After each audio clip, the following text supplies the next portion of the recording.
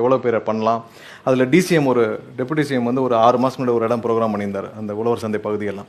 So இங்கெல்லாம் 80,000 பேர் 1,00,000 பேர் கெப்பாசிட்டி உள்ள இடங்கள் எல்லாம் நாங்கள் குறித்து கேட்டோம். ஆனால் இந்த ஒரு இடம் மட்டும்தான் எங்களுக்கு கொடுக்கப்பட்டுச்சு, வேற வழியே இல்லை. நாள் மதியம், அதாவது சனிக்கிழமை ப்ரோக்ராமு, நாள் மதியம் தான் எங்களுக்கு 12 மணிக்கு தான் அந்த இடமே வழங்கப்பட்டுச்சு.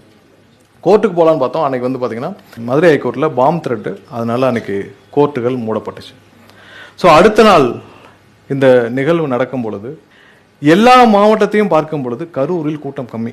கரூரில் எல்லா மாவட்டத்தையும் விட கரூரில் ரொம்ப கூட்டம் கம்மி. ஏன்னா வண்டி அவ்வளோ சுலபமாக உள்ளே போகும். நான் தான் ஃப்ரண்ட்டு வண்டி உள்ள. ஸோ கூட்டம் கம்மியாக இருக்குது. ஏன்னா நாங்கள் உள்ளே மெதுவாக போயிட்டுருக்கோம். சரி சீக்கிரம் முடிச்சுட்டு போகலான்னு 7:45 நாங்கள் கரூரை விட்டு வெளியேறோம். வெளியேறும் பொழுது எங்கள் யாருக்குமே கேஷுவாலிட்டி பற்றி தெரியாது, அதாவது மரணத்தை பற்றி ஒரு வார்த்தை கூட தெரியாது. அங்கே ராஜ்மோகன் இருந்தார். அப்போ என்னோட தான் அந்த டிஸ்ட்ரிக்ட் எஸ்பியும் நானும் ஒன்றா தான் இருந்தோம். அவருக்கும் 7:45 வரைக்கும் கேஷுவாலிட்டி பற்றி நான் அவர்கிட்ட தான் கேட்டேன், என்ன சார் ஏதாவது சீரியஸ்னஸ் இருக்கா அப்படின்னு கேட்டேன். நிறைய ஆம்புலன்ஸ் போகுதுன்னு. ஒன்றும் இல்லை, 2-3 பேர் மயக்கம் போட்டு விழுந்தா ஒரு கூரை விழுந்ததுன்னு என்கிட்ட சொன்னார். நான் அவர் ஒன்றா தான் போனோம்.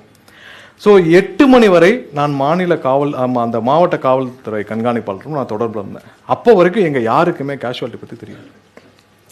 8 மணிக்கு அவரை வண்டியில் மாற்றி அவரை வேறு வண்டியில் எங்களுடைய தலைவர் சென்று விட்டார். அவர் ஏர்போர்ட் நோக்கி பண்ணார். 8:10 8:15 தான் ஃபஸ்ட்டு கேஷுவாலிட்டி தெரிஞ்சோன்னே நான் வண்டியை திருப்பிட்டு வந்தோம். சகோதரர் ஆதவர்ஜன் அதுக்குள்ளே பாதி தூரம் போனார், அவரும் திருப்பிட்டு வந்தார். 2 பேரும் நான் கரெக்டாக கிராஸ் பண்ணோம், ஒரே வண்டிக்கு மாறினோம். எங்களுடைய பொதுச் செயலாளர் திரு புசி ஆனந்த் அவர்களும் வண்டியை திருப்பிட்டு வந்து 3 பேரும் ஒரே இடத்துல கரெக்டாக 1 கிலோமீட்டர் முன்னாடி ஹால்ட் பண்ணோம்.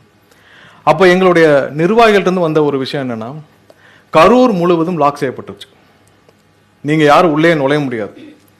கரூர் ஃபுல்லாக லாக் ஆயிடுச்சு. இங்கே வந்தால் மேலும் கேஷுவாலிட்டியை உருவாக்கக்கூடிய சூழ்நிலை இருக்குது. இதுதான் எங்களுக்கு எல்லாருக்கும் ரேண்டமாக வந்த தகவல். யார்கிட்டேருந்து வந்த தகவல்? எங்களுடைய நிர்வாகிகள், உள்ளே இருந்த நிர்வாகிகள், எங்களுடைய அங்கே இருக்க மாவட்ட செயலர்கள்.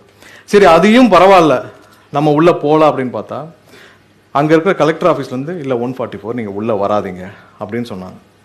12 மணிக்கு மேலே கம்ப்ளீட்டாக டவுன் க்ளோஸ் ஆகிடுச்சு. கரூரை மூடப்பட்டது. ஏன்னா சிஎம்ஓடைய வருகைக்காக எல்லாம் மூடப்பட்டுருச்சு. 1 மணிக்கெல்லாம் போஸ்ட்மார்ட்டம் பண்ணி முடிச்சிட்டாங்க. அடுத்த நிகழ்வு, அடுத்து என்ன பண்ணலாம்? ஏன்னா தலைவருடைய அடுத்த வார்த்தை என்னென்னா 3 மணி ஃப்ளைட்டுக்கு கிளம்பி வந்துடலாமான்னு தான் அவருடைய பிளான். அன்றைக்கி நைட்டு 3 மணி ஃப்ளைட்டுக்கு, ஏன்னா அது வரைக்கும் அவர் ஏர்போர்ட்டு போகிற வரைக்கும் அவருக்கான கேஷுவாலிட்டி எத்தனைன்றதை உறுதிப்படுத்த அவருக்கு யாரும் சொல்ல முடியல. அவருக்கு வந்து கேஷுவாலிட்டி இருக்குன்னு தெரியுது, அவருக்கு எத்தனை பேருன்னு அவருக்கு அப்போ யாருனால, ஏன்னா எங்களுக்கே உறுதிப்படுத்த முடியல எத்தனை பேர் என்னன்னு எங்களுக்கே தெரியலை. ஸோ அவர் இறங்கின பிறகு தான் அவருக்கான கேஷுவாலிட்டி தெரியுது. 3 மணி ஃப்ளைட்டுக்கு கிளம்பி வந்துடலான்னு சொல்கிறாரு. ஆனால் அதுக்குள்ளே சிஎம்ஓடைய இதில் எல்லாமே போஸ்ட்மார்ட்டம் முடிஞ்சிருச்சு. முடிஞ்ச பிறகு கோர்ட்டில் மென்ஷன் பண்ணுறது தான் எங்களுடைய ஒரே வழியாக இருந்துச்சு. ஏன்னா இதில் இருக்கிற எல்லாத்தையும் பார்த்துட்டு எங்கேயும் யாரும் அந்த வந்து அடுத்த நாள் சாயந்தரம் வரைக்கும் நாங்கள் கோர்ட்டில் நான் தான் கோர்ட்டுக்கு போனேன், ஜட்ஜை பார்த்தேன், மென்ஷன் பண்ணேன், எல்லாம் பண்ணோம். இதில் என்னென்ன நடந்திருக்குன்னு சொல்லி அங்கேயே வச்சு நான் தான் சம்மரைஸ் பண்ணேன். பத்திரிகையாளர்கள் இருந்தாங்க. யாரும் அரசியலில் ஒரு விஷயம் என்னென்னா, யாரும் எங்கேயும் ஓடி போயிட முடியாது, யாரும் எங்கேயும் மறைய முடியாது. எதை எப்படி ஹேண்டில் பண்றோம்னு தான் இருக்கு. அந்த இடத்துல